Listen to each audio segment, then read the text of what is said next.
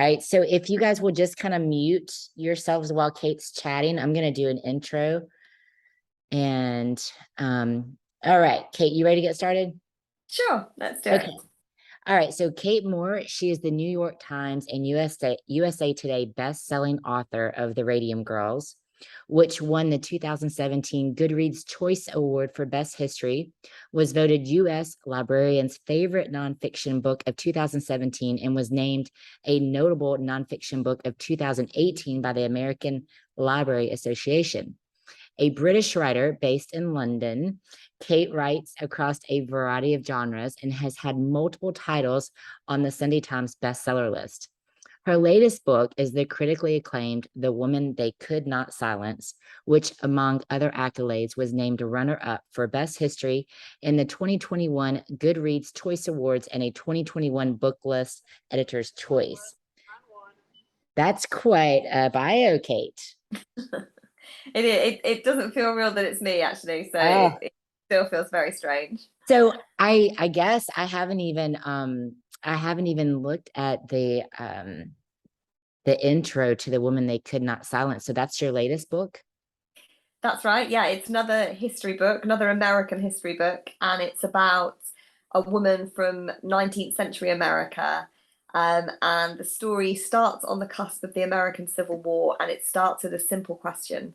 What would happen if your husband could commit you to an insane asylum just because you disagreed with him? That sounds great. So yeah, it's the true story of this incredible woman called Elizabeth Packard, and she's sent to a mental hospital just because she disagrees with her husband. And it's about her fight for freedom and her fight against the patriarchy and the way the patriarchy, dismisses women for being crazy. And it's her remarkable true story of finding herself, finding her voice, and using it to make the world a better place. Wow, that sounds phenomenal. Has anybody read the book yet? Anybody on this chat? I haven't, but I am adding it to my list today because that sounds like something I would love. That's Chelsea, Kate. Thank you, Chelsea. Kate, I'm so honored to be here with you. Oh my gosh, I'm like fangirling right now. I'm excited you're here. Thank you so much for recommending the book to the book club. Of course, it's incredible, an incredible read. I loved it so much. Thank you. So, Kate, I have a few questions, Sure. and then I will let, if anybody else has any questions, they can go as well, like afterwards. But before we get started on my questions, do you have anything that you want to start with? I just want to start by saying thank you, really. Anyone who reads a book of mine, I'm just so grateful to people for picking it up and for, sharing your time with these historical heroines that I write about. It's a gift. Everyone's time on this planet and on this earth is limited, and to think that people have chosen to spend it with these remarkable women is special to me. So thank you for reading. Thank you for picking it for book club, and I hope that everyone enjoyed it and feel your lives are enriched for learning about these remarkable true stories. Well, you're super crazy popular on Bookstagram because I posted it the other day and it had like hundreds of likes about it that I chose. Oh, really? Oh, yeah. Amazing. Thank you. I'm not on Instagram, so I know. I tried to tag you and it was not working. So, Kate, okay, I wanted to ask you, what inspired you to write this book? So with the Radium Girls, this is a total passion project for me. So I'm totally serendipitous as well. So I was inspired to write the book because I was directing a play about the women, and I found that play literally through Googling great plays for women because I was looking for a new play to direct. Theatre's my passion. It's what I do in my spare time.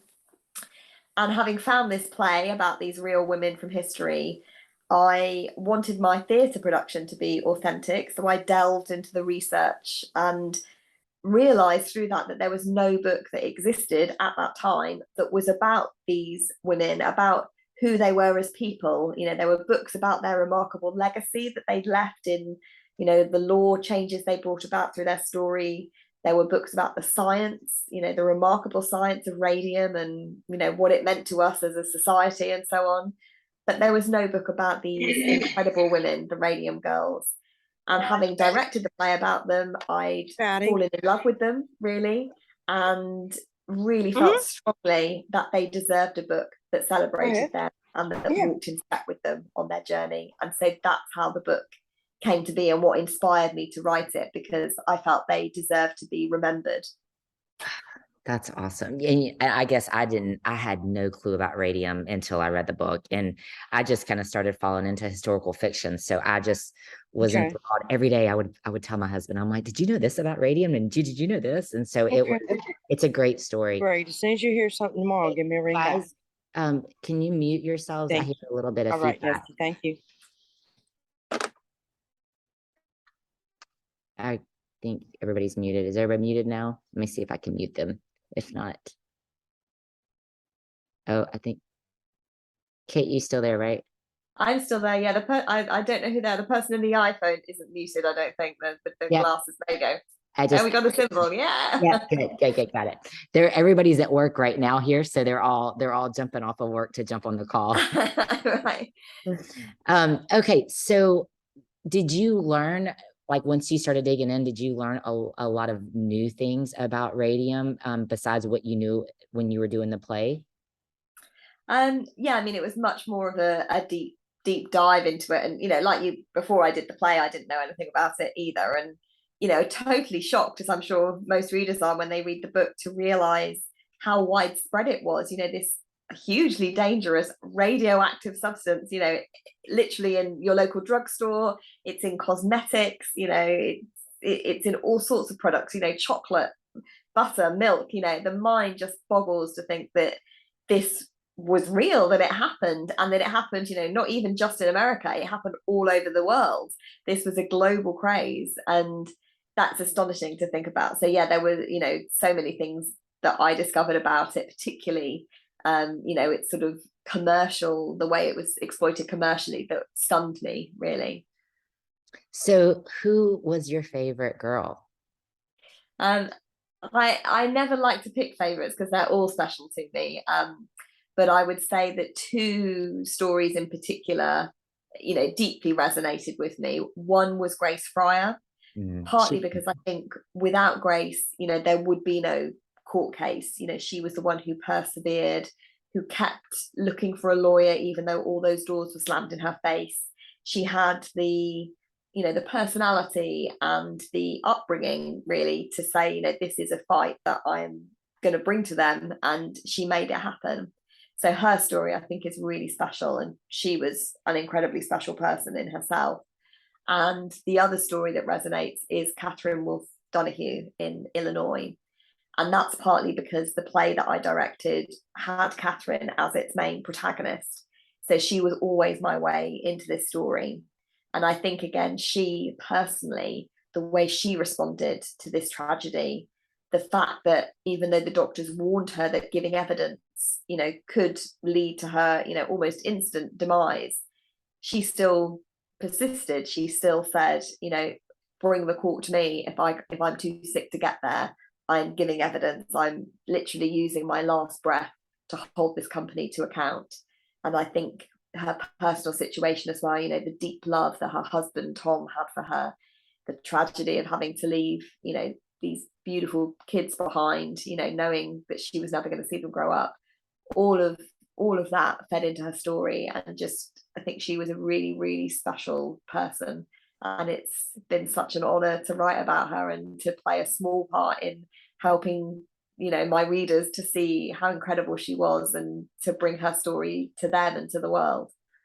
I love it. Yeah, I definitely Grace Fryer is the one that resonated with me the most. I loved her and her fight and her will, especially with the work laws. I mean, incredible how she just changed history for us. Yeah, and she was in so many ways, not even just about the legal fight, in so many ways she was a woman ahead of her time. The fact that even when she joins the dial painting studio at 18, she already has got a job that is paying about the same as that high waged profession. The fact she rises to become the head of her department in a bank, this is the 1920s, and she's out there doing it, making a living, excelling in the workplace. What a brilliant woman she was, in that, out of her time, really. A truly remarkable person. I loved it. I loved it. Do you, what about you guys? Chelsea, who was your favorite girl? Did you have one? Sorry, I had to unmute. Um, I think I have to go with Kate. I'm still trying to process the fact that this even happened, um, like worldwide, because you think like it's you. I'm just like my mind is still blown. But just the bravery of all of them, I think, to stand up and say like, hey, this is not right, like something has to be done, like especially back then, how hard that must have been for them. It's almost second nature now for us to stand up for ourselves, but back then it just wasn't like that. So like I just am in awe of all of them, honestly. It's just an incredible group of ladies. Yeah, me too, Chelsea. I'm in awe as well. It is a really tough story just to wrap your brain around that it took all of those ladies to make a difference, and that it was the process was happening, and they were losing their lives, and they were so beautiful, so beautiful. It was sad and horrific and such a wonderful story all in the same. What about you, Lori? Did you have one? Did you have a favorite? Yes, I liked, of course, the mother. What her name, the one that was I think the lead in to the story, and like I personally, of course, like identified with her because she's going on and she's trying to fight for her children, and that of course resonates with me because that was her driving force, is to try to she wanted nothing more than to live, and that's she did everything she could, and still. But at least, I mean, hey, this also resonated with me because of the fact that I'm a catastrophic loss workers' comp RN, and that's my specialty. So this case I actually shared with the owner of my company because of the fact that she's workers' comp. And I was like, this is the case that started it all. Yeah. And that was pretty interesting. So it sent me down a rabbit hole on that. And I thought that was very interesting. And then, of course, now you tell me about your next book, and that is my passion. I spent most of my career in psyche art intake.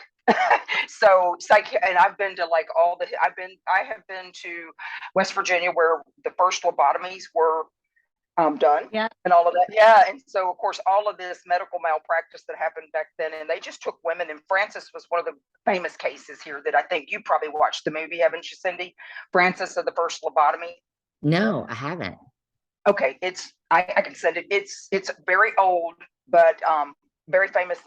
Jessica Lange played Francis, and she was the first one of the first females that was committed because she was spirited. Yeah, lobotomy. They lobotomized her, and there's a whole lot of history, especially in the psych world, because as soon as a woman became temperamental and stood up for herself, well, she went to a psych ward. Yeah, Wow. exactly. That's exactly what the book is about. I am so intrigued by this. And hopefully my husband doesn't get any ideas. Yeah. They can't. Hey, Cindy, we're safe now. That's the reason I told him there's certain countries I don't think I should go to because I stand up for myself, and I have since a child. And I'm like, nope, they put me in the loony bin back in the day. I would have been there. And I personally have a sensitivity to that because my own mother, she was put in a couple times, and I was not raised by my mother. So of course my love and intrigue with sight goes back to that far. Of course, she was not suitable to raise me for reasons. But yeah, so. Well, I am intrigued by Kate's book. Crazy good. Yeah. Kate, whenever you were doing your research, like what all resources were you using to get your research? Sort of whatever became relevant. So I did a research trip to America. That was really important to me. I wanted to come and be in the places that the women had lived and to really do a deep dive into whatever records I could find in America. And some of them, of course, were only in America.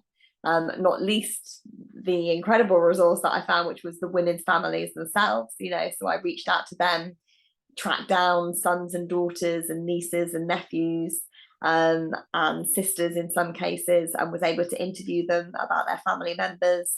And they were so generous in sharing information with me and in taking me out for lunch, taking me to the cemeteries to visit their graves, having me over for coffee, and bringing out the sort of their own family scrapbooks and sharing things with me, like, you know, at one point, you know, the rosary beads of one of the Radium girls were brought out that had been left, you know, to her granddaughter. I was interviewing her granddaughter, and she brought out the rosary beads that her grandma had used to use to pray with. So extraordinary moments like that were part of the research. Also much more, you know, academic research in terms of going to libraries, looking through the old microfilm, researching old newspapers.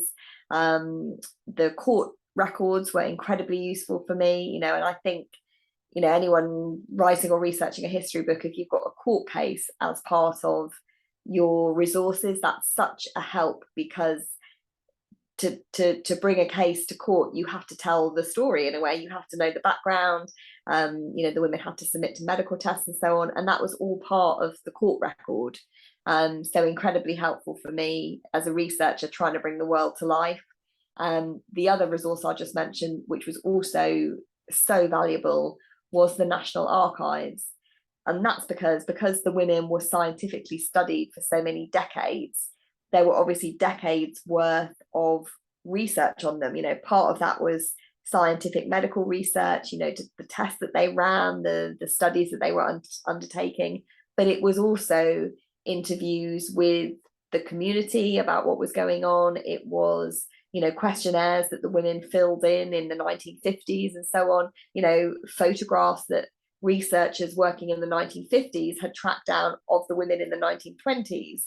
You know, if I was trying from the distance of 80 years to try and track down some of those photos, I wouldn't have probably managed it. But because people had done it, you know, 30 years after the event, they found them, put them in the National Archives. And then when I come along in 2015, 2016 to do my research, there they are. It's just such a gift. So it was that kind of thing that I delved into to bring the world to life and the facts to light. I love it. I'm sure the stories of the families just touched your heart, and you became, I mean, it just becomes like family, like you become part of their family. Yeah, and it's lovely, and I've stayed in touch with many of them, not all of them, but many of them. And it's really nice when I come back to America, I see them, we go out for dinner. Yeah, as you say, it's like their family. That is wonderful. Do you have anything that you want to add before we ask if anybody has any questions? No, I don't think so. As I say, I'm just so thankful to you all for reading and you know, for analysing the book and for your own emotional reactions to this story as well. You know, I know that it was a story that I responded to very deeply emotionally, and it's always, you know, powerful to me to hear from other people who've read it and are equally awestruck, or who could also connect with it in an emotional way. So thank you for giving your hearts story. You definitely are going to add your next book to the book club for sure. So maybe well, with you. I'd love to come back and see you all again. We would love it. We would love that. I know Chelsea would love it. Oh yes, definitely. Do you guys have any questions before we let Kate get to sleep? Are you writing anything else? Are you in the process? Will you share that with us? I am researching at the moment, so I've had a bit of a hiatus. Just Good for a for couple you. of years. Yeah, well, I became a mother, so that Congratulations! changed my life. Thank you. Yes, it will do that. It will do that. Not much time for writing and researching while you're juggling a baby. But when I'm now sort of getting back into it, so I'm researching ideas. Wonderful. Yeah, I found a couple of things that I'm interested in, so I'm gonna hopefully in the next month going to start diving into both of the two ideas that I've had to see which one is speaking to me, which one I think's got most legs, and hopefully one of them will be the next book. Hopefully I don't have to find something beyond this. Hopefully one of them is going to work, but we'll see how it will. I'm sure it will turn out wonderfully. We can't wait to read it. Thank you so Exactly. much. Yeah, we are excited. Yeah, we'll have to find out when you're in the US. We would love to take you out to dinner, because we really love your work. Oh, thank you so much. Well, my website, which is www.kate-moore.com, that always has my events on there. So if I am ever in the States, it would do that. I have a newsletter as well, which you can sign up to on my website, and that again, I always, if I'm coming to America, my newsletter readers will know about it. So can you repeat? Are you on Facebook? So I am on Facebook. I'm okay. I'm not. I'm as you can probably tell, I'm not really a social media person, but I'm on Facebook. I'm on Twitter @KateBooks, and I have a newsletter via the website, Okay. which is www.kate-moore.com. Okay, thank you. Thank Kate, you. I cannot tell you how appreciative that I am that you were willing to do this. We adore you and your work, Thank and we hope to you. have you back on if you're willing to. I would love to. Well, thank you for. I'm so pleased that the woman they could not silence is resonating with you guys as well, and I would love to come back and chat about that as well. So please let me know when it's up. We would When love it it. reaches the top of what I'm sure is a very tall to be read pile. We would love it, and I will definitely reach out and email you and let you know time frame. Please do. Kate, thank you again. Sweet dreams. Thank you. Thank you. Guys, for joining us. Bye. Thank you. Bye, guys.